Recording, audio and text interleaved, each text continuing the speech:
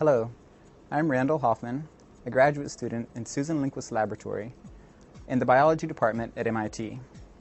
Today, I'm going to introduce you to Semi-Denaturing Detergent Agarose Gel Electrophoresis, or SDD-AGE. Our lab uses this technique to screen for prions and other amyloidogenic proteins. Our version of SDD-AGE is simple and reliable and can be scaled to accommodate any number of samples. Amyloids are exceptionally resistant to denaturation by SDS, which allows them to be separated from other proteins using SDD-AGE. However, data from SDD-AGE cannot by itself be used to confirm that something is amyloid. To do that, you need to use other techniques.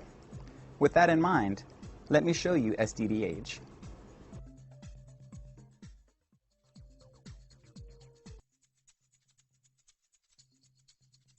SDD-AGE can be performed using standard equipment for horizontal DNA electrophoresis.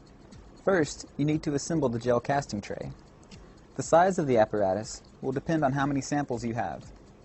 For a large number of samples, we use a 20 by 24 centimeter slab and up to 4 50-well cones.